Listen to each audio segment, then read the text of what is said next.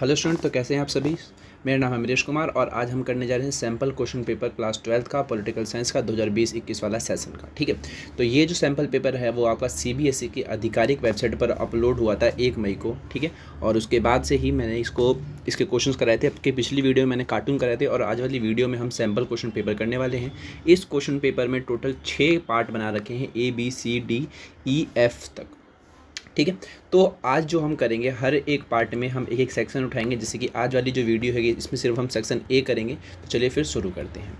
पहला क्वेश्चन है आपकी स्क्रीन पर कि which of the statement about the princely state is incorrect. यानी कि हमें ये जो 4 स्टेटमेंट दे रखी है इसमें से कोई सा गलत है, तो कौन सा है वो बताना है। तो इसका जो आंसर गलत है वो यही है कि फर्स्ट ऑफ ऑल वाला क्या, the ruler of Junagadh announce that the state had decide on independence. ठीक है, तो इसका जो आंसर बनेगा वो आपका सी बनेगा। जो सी जो स्टेटमेंट है वो आपका रॉन्ग है, यानी कि इनकरेक्ट है। ठीक है, चलिए सेकंड क्वेश्चन कि dash act as a think tank of union government. आखिर मतलब इन चारों में से कौन सा, नहीं कि नीति आयोग, योजना आयोग, या फिर इलेक्शन कमीशन ऑफ इंडिया, फिर मिनिस्ट्री ऑफ एक्सटर्नल अफेयर्स। तो इसका जो आंसर है वो नीति आयोग है कि NITI Aayog act as a think tank of union government. ठीक है, थर्ड है आपका कि which set of the countries belong to the NATO group. तो इसका जो आंसर है वो ऑप्शन नंबर सी है, यानी कि ब्रिटेन, फ्रांस और वेस्ट जर्मनी। यानी कि जो तीनों के तीनों जो देश दिखाए गए हैं इसमें ब्रिटेन, फ्रांस और वेस्ट जर्मनी, ये सब किसका हिस्से थे, वो थे आपके नाटो का हिस्सा थे। ठीक है, ध्यान रखिएगा कि जर्मनी था आपका वो 2 हिस्सों में बट गया था, ईस्ट और वेस्ट, तो इसीलिए यहाँ पर वेस्ट जर्मनी यहाँ पर दिखाया गया है। ठीक है, तो ब्रिटेन, फ्रांस और वेस्ट जर्मनी जो है वो किसका हिस्सा थे, नाटो ग्रुप का हिस्सा थे। नाटो पता ही है 1949 में बनाया गया था और किसने बनाया था, अमेरिका ने बनाया था।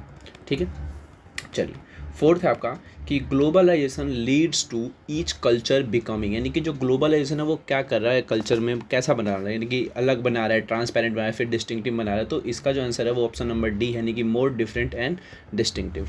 ठीक है, तो ऑप्शन नंबर डी। ओके, तो which factor contribute to Pakistan failure in building a stable democracy. देखिए, अगर आपने फर्स्ट बुक का वो चैप्टर पढ़ा होगा 5th वाला, उसी में है कि जो आपका पाकिस्तान है वहाँ पर डेमोक्रेसी क्या हो जाती है, फेल हो जाती है, यहाँ पर स्टेबल नहीं रहती है, कभी आती है फिर हट जाती है, आती है फिर हट जाती है। तो आखिर कौन कौन से ऐसे फैक्टर हैं जिसकी वजह से पाकिस्तान में डेमोक्रेसी क्या होती है, स्टेबल नहीं रह पाती। लेकिन फेलियर का रीज़न क्या है, तो यहाँ पे ऑप्शन है dominance of the military, dominance of the clergy and dominance of the land owning aristocracy. तो इसका जो ऑप्शन बनेगा वो बनेगा आपका ऑप्शन नंबर डी, यानी कि ऑल ऑफ दी अबव। ठीक है, चलिए 6 क्वेश्चन आपका अरब स्प्रिंग वाला, ये जो तो नया ऐड हुआ है टॉपिक, अगर आपने पढ़ा होगा तो इसका आंसर आपको पता ही होगा कि अरब स्प्रिंग बिगिन विथ कौन सा वाला है, तो रशियन, ट्यूनीशिया, इजिप्शियन या फिर सीरिया। तो इसका जो है वो है आपका ट्यूनीशिया रेवोल्यूशन। सबसे पहले जो आपका जो अरब स्प्रिंग था वो ट्यूनीशिया में ही शुरू हुआ था और उसके बाद से ये जो रेवोल्यूशन है वो फैल गया और इसके बाद में इसका नाम क्या पड़ गया, अरब स्प्रिंग इसका नाम पड़ गया था। चलिए उसके बाद है चूज़ द रॉन्ग स्टेटमेंट। इसमें हमें बताना है रॉन्ग स्टेटमेंट कौन सा है। तो इसका जो रॉन्ग स्टेटमेंट है वो है आपका साफ्ता वाला, कि SAFTA sign at the 7th SAARC summit in Islamabad. ये सी जो ऑप्शन है वो इसका गलत है, ये बताएंगे।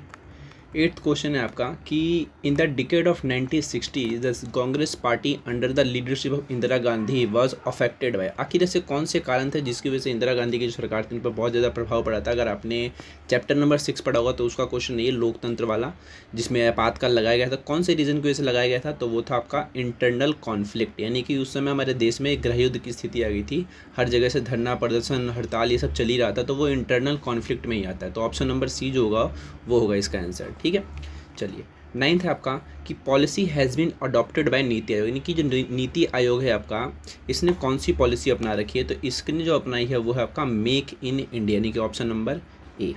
चलिए 10th है आपका कि first gulf war was known as. First gulf war के बारे में पूछा गया, तो चलिए गल्फ वॉर जो हुआ था आपका वो कौन सा हुआ था ये बताना आपका। तो इसमें इनफाइनाइट रीच है, एंड्यूरिंग फ्रीडम है और डेजस्ट्रॉम है और इराकी फ्रीडम है। तो आप सभी को पता ही होगा कि ऑपरेशन डेजस्ट्रॉम भी कहते हैं इसको। अगर चलिए मैं आपसे क्वेश्चन पूछता हूँ कि इसका जो दूसरा नाम है और क्या क्या नाम है गल्फ वॉर के, ये बताना आपको। ठीक है, तो एक तो हो गया आपका डेजस्ट्रॉम और गल्फ वॉर तो है ही, एक और नाम है, तो प्लीज़ मुझे कमेंट सेक्शन में बताइए कि गल्फ वॉर को और कौन कौन से नाम से जाना जाता है। ठीक है, चलिए 10th क्वेश्चन है आपका कि the high point of cold war. यानी कि हाई पॉइंट मतलब कोल्ड वॉर का एकदम पीक जिसको कहा गया था कि हाँ अब मतलब युद्ध हो ही जाएगा, वो कौन सा था, तो वो था आपका क्यूबा मिसाइल संकट, यानी कि ऑप्शन नंबर आपका ए। चलिए 12th है कि सरदार वल्लभ भाई पटेल फेस की challenges of integration in which of the following states. आखिर जो सरदार वल्लभ भाई पटेल थे उनको किन किन देशों में प्रिंसली स्टेट्स में दिक्कतें आई थी उनको भारत में जोड़ने के लिए, वो पूछा गया है। तो वो है आपका हैदराबाद, जूनागढ़ और कश्मीर, यानी कि ऑप्शन नंबर सी। चलिए एक और था, वो आप मुझे कमेंट में बताएंगे। चलिए अगर आप बताएं, एक ही बताइए अभी तो। 13th है आपका कि with its pre-intended goal, the Dash NDA third government started several socio-economic welfare scheme to make development accessible to the masses। यानी कि इन्होंने क्या गोल सेट किया आपका, जो एनडीए थर्ड की जो सरकार आई थी, तो इनका जैसे कि मोदी जी हमारे बोलते रहते हैं सबका साथ सबका विकास, तो यही है इसका आंसर, यानी कि ऑप्शन नंबर आपका सी।